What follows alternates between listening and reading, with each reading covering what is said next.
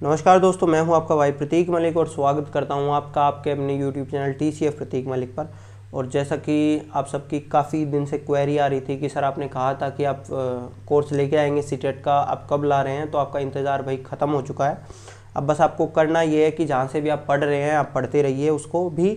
मैं वो नहीं कहूँगा कि आप उसको मत पढ़िए, लेकिन आप ये कोर्स ज़रूर कर लेना, ठीक है। ये आपके अगर इस मार्क्स के आसपास आप मार्क्स चाहते हैं, ठीक है, और आप पढ़ाई में थोड़े भी ठीक ठाक हैं, इसके आसपास आपके नंबर आ जाएंगे। मैं भी कोई ज़्यादा ब्रिलियंट स्टूडेंट नहीं था या ज़्यादा मेहनत नहीं की थी, तो यही 15 दिन की मेहनत से आपके मार्क्स आ जाएंगे, इसकी गारंटी मैं लेता हूँ। और 80 जहाँ तक बात है बस पास करने की, 82 और 90 की, तो ये तो गारंटीड आपका पास होगा, इससे कोई दिक्कत की बात नहीं रहेगी। आपको PDF नोट्स भी मिलेंगे, हिंदी और इंग्लिश मीडियम में आपका कोर्स रहेगा, ठीक है। तो हम आप आज की क्लास आपकी स्टार्ट करते हैं। देखिए, पहले आज थोड़ा सा मैं आपको ये भी बता दूं।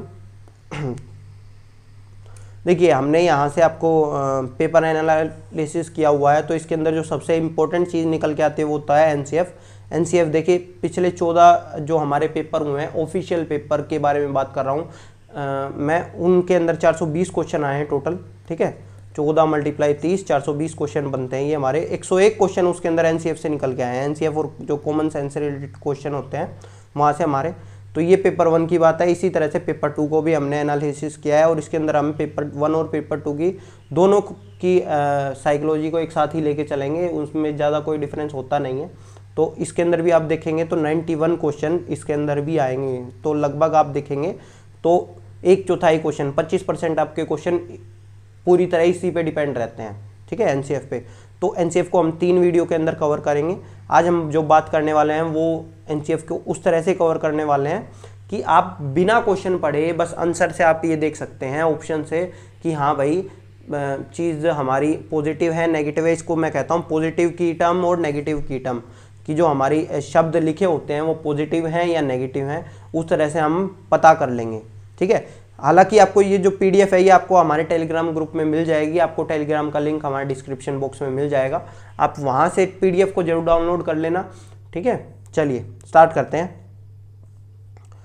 सबसे पहले देखिए, जब हम बात करते हैं कि आपको ऑप्शंस के अंदर अगर मिलेगा स्टूडेंट लीडर, ठीक है, तो ये हमारे लिए पॉजिटिव चीज़ है कि हम स्टूडेंट्स को मौके दे रहे हैं, तो ये अच्छी चीज़ है। जहाँ हमको मिलेगा टीचर लीडर, तो ये हमारा शिक्षक नेता होता है, ये हमारे लिए गलत है, क्योंकि टीचर का रोल है वो फैसिलिटेटर है। जब इसका थ्योरेटिकल पार्ट मैं करवाऊंगा तो वो पता चल जाएगा आपको, उस टाइम पे सारी चीज़ बता दूंगा कि क्या चीज़ कैसे होती है, ठीक है। फिर दूसरा है हमारा जो लर्नर सेंटर्ड है, ये हमारे लिए पॉजिटिव चीज़ है। टीचर सेंटर्ड हमारे लिए नेगेटिव चीज़ है। शिक्षार्थी केंद्रित हमारे लिए पॉजिटिव, शिक्षक केंद्रित नेगेटिव है, ठीक है। जब हम बच्चों को अवसर दे रहे हैं, मौके दे रहे हैं, तो ये हमारे लिए अच्छी चीज़ है। और जब हम उनके ऊपर प्रतिबंध लगा रहे हैं तो ये गलत चीज़ है, ठीक है। डिस्कशन कर रहे हैं हम बच्चों के साथ में तो पॉजिटिव चीज़ है। जब हम उनको शांत कर रहे हैं, अनुशासन में रहने के लिए बात कर रहे हैं, तो ये गलत चीज़ होता है एनसीएफ के अकॉर्डिंग। देखिए, ये वो पॉइंट है जहां आप कंफ्यूज हो जाते हैं कि भैया अनुशासन भी तो ज़रूरी है। नहीं, हमारा नहीं कहता, हमारा जो एनसीएफ कहता है वो ये कहता है कि अनुशासन से ज़्यादा ज़रूरी है बच्चों का सीखना, ठीक है। अगर बच्चे सीखेंगे, वो कौन से अनुशासन की बात करता है, हमारा वो सेल्फ डिसिप्लिन की बात करता है, ठीक है, कि बच्चों के अंदर से खुद से आए अनुशासन। हमें उनको अलग से कुछ प्रेशराइज ना करना पड़े। जहाँ बच्चों को प्रेशराइज करेंगे वो हमारे लिए नेगेटिव चीज़ रहेंगी। जहाँ हम उनको छूट देंगे, जो जितना चाइल्ड सेंटर्ड अप्रोच अपनाएंगे, ठीक है, छात्र केंद्रित रहेंगे, उतना हमारे लिए पॉजिटिव होगा, ठीक है। चलिए आगे, प्रैक्टिकल नॉलेज के बारे में बात करना है, ठीक है, तो ये हमारे लिए पॉजिटिव है। और जब हम बात करते हैं जल्दी जल्दी सिलेबस पूरा करवा दो, तो ये हमारे लिए गलत है, ठीक है। ऐसा जैसा कि अगर आप सीटेट में देखें, सीटेट के अंदर भी यही हो रहा है कि जो सीटेट है, सीटेट के अंदर थ्योरीज की बात होती ही नहीं है। मैं आपको बताऊंगा इस बारे में आगे भी कि इसके अंदर जो ये पेपर 15 दिन के अंदर आपके 130 नंबर आ सकते हैं। जबकि अगर आप बात करें यूपी टेट की या फिर एस टेट की, उसमें 15 दिन की पढ़ाई सफिशिएंट नहीं होगी शायद, अगर आपका बेस क्लियर नहीं है। लेकिन यहाँ अगर आप जीरो भी है ना, तो भी आपके 130 नंबर आ सकते हैं, ये गारंटी मैं ले रहा हूँ, क्योंकि ये सारा का सारा प्रैक्टिकल नॉलेज के है, इसके अंदर आपको कुछ रटना नहीं है। सीटेट में ये नहीं पूछा जाता कि ये चीज़ किसने दी, हो गया 30 क्वेश्चन में से एक में पूछ लिया, ठीक है, कि ये चीज़ किसने दी, बाकी 29 में से ये होगा कि ये चीज़ ऐसे है तो आप इसको कैसे करेंगे, आप क्लासरूम में कैसे इंप्लीमेंट करेंगे, तो वहाँ आपको प्रैक्टिकल नॉलेज की ज़रूरत पड़ती है, ठीक है। तो इसीलिए हमें प्रैक्टिकल नॉलेज, बच्चों में भी प्रैक्टिकल नॉलेज के बारे में बात करनी है और ना कि इन चीज़ों के बारे में। एक्टिविटी अगर बच्चों से करवाएंगे वो भी हमारे लिए पॉजिटिव होता है। चलिए आगे चलते हैं। हाँ जी, देखिए अगर बच्चों को अंडरस्टैंडिंग बनाएंगे ना, बच्चों को समझ में आनी चाहिए चीज़ें। देखिए ये नोट्स आपको पीडीएफ में मिल जाएंगे, लेकिन मैं पढ़ा क्यों रहा हूँ इसको, ठीक है। देखिए हालांकि एक चीज़ मैं आपको बताऊँ तो देखिए ये क्वेश्चंस भी है इससे रिलेटेड, ठीक है। इससे रिलेटेड जो आपके 200 क्वेश्चंस है वो सारे इस पीडीएफ में हैं, ये आपको जो मिलेगी बाद में, ठीक है। लास्ट में आपको क्वेश्चंस भी मिलेंगे इसके, लेकिन ये क्वेश्चंस मैं नहीं करवाऊंगा। जैसे ऊपर आपका ईयर लिखा हुआ, कौन से ईयर में आया है क्वेश्चन, ठीक है, तो ये सारी चीज़ होंगी, लेकिन ये क्वेश्चन मैं नहीं करवाऊंगा, लेकिन ये करवाने ज़रूरी हैं क्योंकि यहाँ से आपको समझ में आएगा। देखिए क्वेश्चंस करवाने से मैं जहाँ आपको 4 मिनट लूँगा ना एक क्वेश्चन करवाने के अंदर, एक एक क्वेश्चन समझाऊंगा, तो उससे बेटर ये है आप अपनी पेज से आप खुद क्वेश्चन कर लीजिए, मैं आपको पीडीएफ नोट्स दे दूंगा। मेरा मानना ये है, ठीक है, क्योंकि देखिए YouTube पे क्वेश्चन करके आज तक किसी का क्लियर नहीं हुआ है, और अगर कोई किसी को धोखा है ये कि उनका क्लियर हो गया YouTube पे क्वेश्चन करके, तो भैया आपका क्लियर होना ही था, ठीक है, आपका क्लियर होना ही था तो हुआ है। और बात वो नहीं होती, बात ये है कि सीटेट क्लियर हो जाएगा, इसमें कोई दो राय नहीं है, लेकिन बात ये है कि 15 दिन के अंदर हमें क्लियर करना है, ठीक है। हम बात कर रहे हैं 15 दिन के अंदर, तो उसके अंदर थोड़ी सी अप्रोच हमारी अलग रहती है। तो आपको खुद सेल्फ स्टडी भी करनी पड़ेगी। सेल्फ स्टडी के लिए सारा मटेरियल मैं ही दूंगा, उससे बाहर आपको पढ़ने की ज़रूरत नहीं है, ठीक है। हाँ, रटना नहीं है, अगर इन नोट्स को मैं दे देता तो आप रट लेते नहीं, आपको ये चीज़ समझ आनी चाहिए, क्योंकि मेरे नोट्स हैं तो मैंने बनाए हैं, तो हो सकता है अगर इन्हीं नोट्स को कोई और पढ़ाएगा, क्योंकि कई बार होते हैं कुछ लोग जो कॉपी कर लेते हैं और पढ़ाते हैं उनको, तो वो खुद भी उन चीज़ों को रटते हैं और लोगों को रटवाते हैं, तो वो चीज़ नहीं होती। तो बच्चों को समझ में आना चाहिए, ठीक है। तो इसी तरह से आपको भी यही करना है कि समझ में आना है, ठीक है। दूसरा, आस्क ओपन एंडेड क्वेश्चन। एक होता है क्लोज एंडेड क्वेश्चन, एक होता है ओपन एंडेड क्वेश्चन। बच्चों से ये पूछ लिया कि भैया 2 + 2 कितना होता है, 4, ठीक है। अब उनसे ये पूछा कि 4 बताओ कितनी तरह से जोड़ने पे आ सकता है। कोई बच्चा बताएगा 1 + 3, कोई बच्चा बताएगा 2 + 2, कोई बच्चा बताएगा 3 + 1। मतलब बच्चे का दिमाग लगा रहेगा, उसके आंसर सारे शायद आ भी गए हों, लेकिन तब भी वो सोचेगा हो सकता है नहीं। हमारा दिमाग रिलैक्स नहीं होगा। अगर हमारा दिमाग रिलैक्स हो जाएगा, एक आंसर हमने सही टाइम पे दे दिया, ठीक है, जिसका एक ही आंसर उसका आंसर दे के हमारा रिलैक्स शांत हो जाएगा, दिमाग शांत हो जाएगा। लेकिन हमें शांत नहीं करना बच्चे का दिमाग, बच्चे के अंदर क्यूरियोसिटी रहनी चाहिए, हो सकता है और भी हो सकते हो, ठीक है। तो इसलिए हमारे मुक्त प्रश्न, अंत वाले प्रश्न, ठीक है, ये हमारा आस्क ओपन एंडेड क्वेश्चन हमें उनसे पूछने हैं। आगे है एक्सेप्टेंस ऑफ चाइल्ड।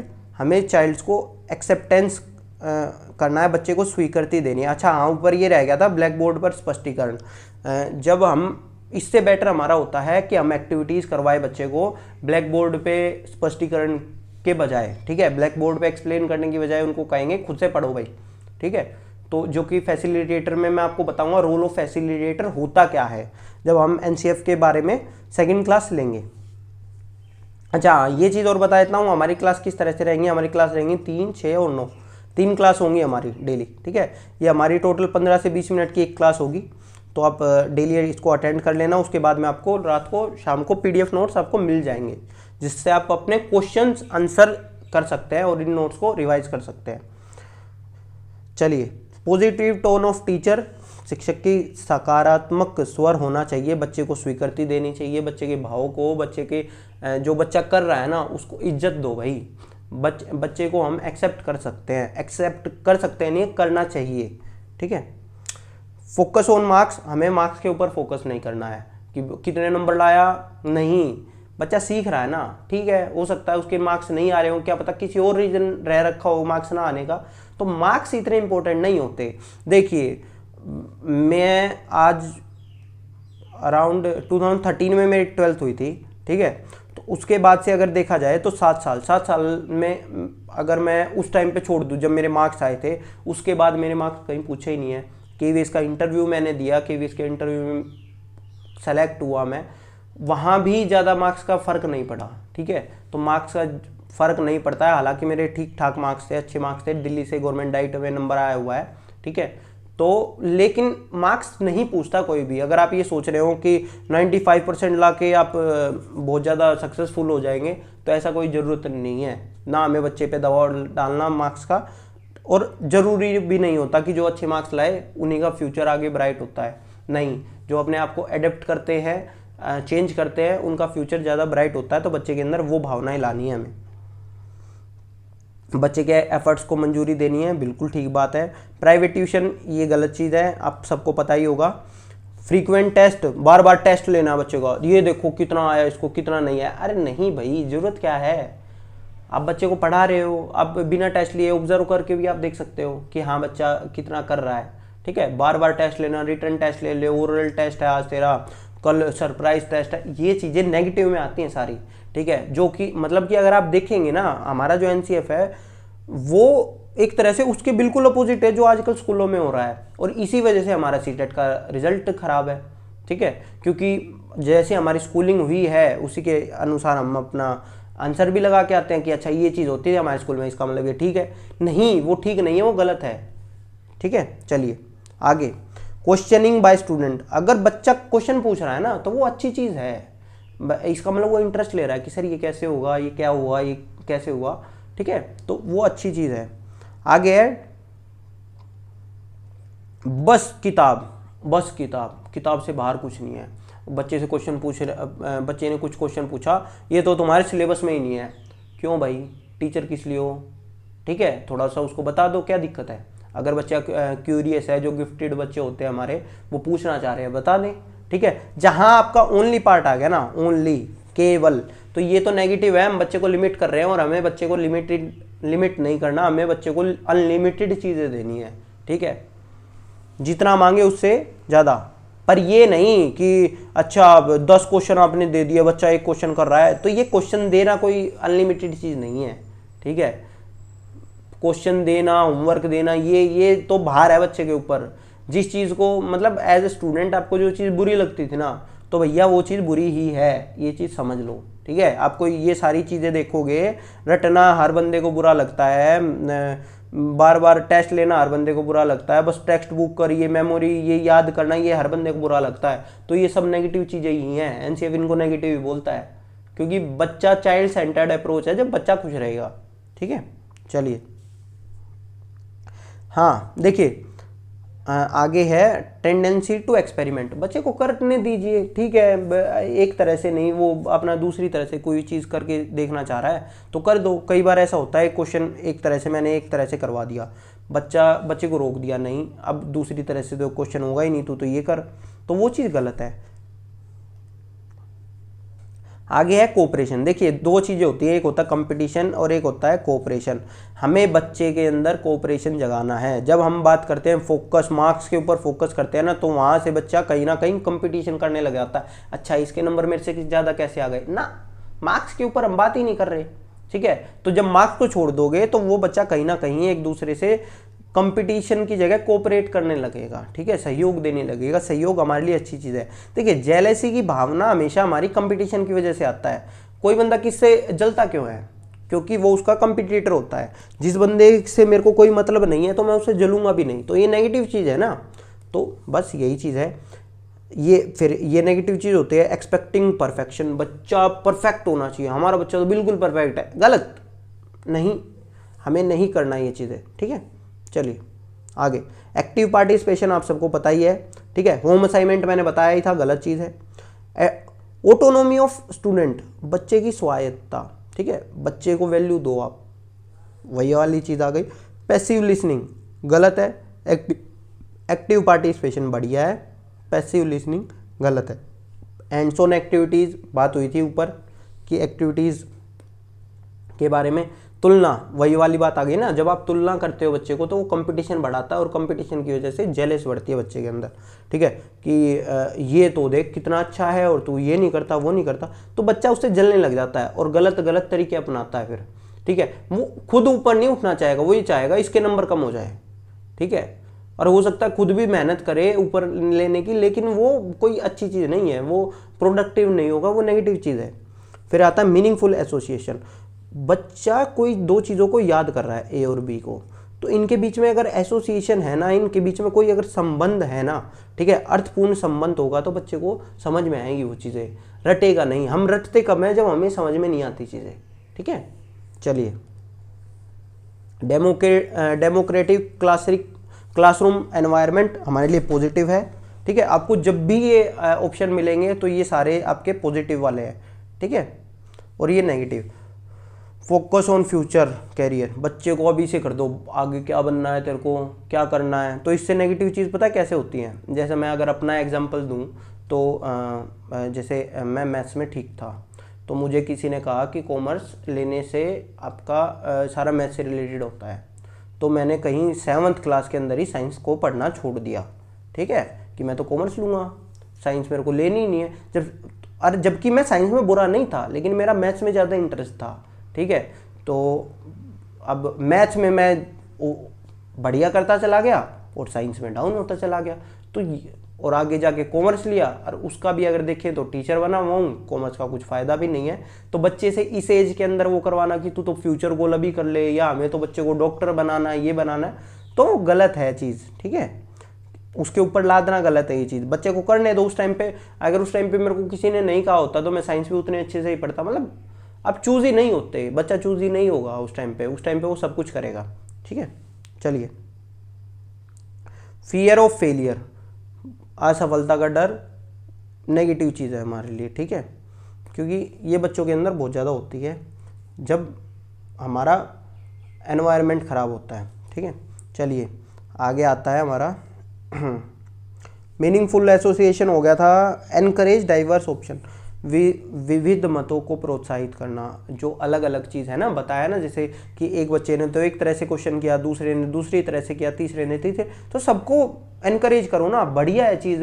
इसी वजह से हमारा जो इंडियन बच्चा है वो क्रिएटिव नहीं बन पा रहा, क्योंकि ज़्यादातर पब्लिक स्कूल के अंदर क्या होते हैं टीचर, अगर देखा जाए प्राइवेट स्कूल में, ये बात आप भी मानिएगा कि जो प्राइवेट स्कूल के टीचर हैं कहीं ना कहीं वो गवर्नमेंट स्कूल के टीचर से पीछे हुए होते हैं, ठीक है। क्यों पीछे होते हैं, क्योंकि अब कोई चाहे कुछ भी कह ले, कोई भी प्राइवेट टीचर बन के नहीं रहना चाहता, सब गवर्नमेंट में आना चाह रहे हैं। अब गवर्नमेंट में वो क्यों है आप सबको पता है, ठीक है, क्योंकि प्राइवेट में वो क्यों है आप सबको पता है कि गवर्नमेंट में उनका नंबर नहीं आ रहा। अब चाहे कोई कुछ भी कह दे कि हमारा तो हम तो करना नहीं चाह रहे, तो भैया एक बार नंबर आए तब मना करो तो बात माननी जाती है आपकी कि हाँ आपने छोड़ दी। तो वही चीज़ होती है, फिर वो बच्चों को भी जैसे उनकी लर्निंग हुई है ना अपनी, उसी तरह से बच्चों के ऊपर थोपते रहते हैं कि भाई आप ये कर लो, आप नहीं एक ही आंसर होगा। ज़्यादातर मैथ्स का देखा जाएगा तो ज़्यादातर प्राइवेट स्कूल के अंदर यही चलता है, ठीक है। मैं ये नहीं कह रहा गवर्नमेंट स्कूल में नहीं चलता, गवर्नमेंट स्कूल के अंदर भी ये होता है, लेकिन गवर्नमेंट स्कूल के अंदर फिर भी थोड़ी सी छूट मिलती है बच्चों को इस चीज़ में करने की, ठीक है, वो चीज़ है। चलिए आगे, giving children voice and thoughts, ठीक है, टाइम टू मतलब उनको टाइम देना, बच्चों को उनकी बातें सुनना, ये हमारे लिए पॉजिटिव चीज़ है। कंट्रोल्ड क्लासरूम, ये गलत चीज़ है, कंट्रोल्ड क्लासरूम नहीं होनी चाहिए हमारी। मास्टरिंग कंसेप्ट के ऊपर मास्टर करना भी नेगेटिव चीज़ है, ठीक है। प्रेशर ऑफ पेरेंट्स भी हमने बता दिया गलत चीज़ है, प्रेशर हमें बच्चे को करना ही नहीं है, ठीक है। चलिए आगे चलते हैं। हाँ, लास्ट है ये हमारा, ठीक है, बता दिया था अंडरस्टैंडिंग होनी चाहिए हमारी। एक सेकंड, कहाँ गया, हाँ ये तो हो चुका है हमारा, हाँ ये है हमारा इंक्वायरिंग। बच्चा जितना ज़्यादा इंक्वायरी करेगा उतना बढ़िया है, ठीक है। इंसेंटिव और रिवॉर्ड ये गलत चीज़ है। इंसेंटिव और रिवॉर्ड आप जितना बच्चे को दोगे तो वो उसी चीज़ के लिए काम करेगा, जब तक उसको इंसेंटिव नहीं मिलेगा वो नहीं करेगा। आगे हम जब मोटिवेशन पढ़ेंगे तो इसके बारे में अच्छे से पढ़ेंगे, ठीक है। इंडिविजुअलाइज लर्निंग अच्छी चीज़ है, बच्चे के हर हमारा जो डेवलपमेंट पढ़ेंगे तो उस टाइम पे इसके बारे में अच्छे से पढ़ेंगे कि इंडिविजुअलाइज लर्निंग क्या होती है, कि बच्चा अलग अलग तरह से सीखता है, ठीक है, हर बच्चा, तो उसके हिसाब से उसको सिखाना, ठीक है। रिजिड पैरामीटर, जितने ज़्यादा कठोर मानदंड होंगे वो चीज़ गलत है हमारे लिए। मल्टीपल एग्जाम्पल देने हमें, एनवायरनमेंट को लाइव से कंट्रोल बनाना है, ठीक है, जोड़ना है। इसी तरह से बाल साहित्य हमारे लिए अच्छी चीज़ है, जबकि टेक्स्ट बुक बुरी चीज़ है टेक्स्ट बुक के साथ, क्योंकि ओनली लगा हुआ था, ठीक है।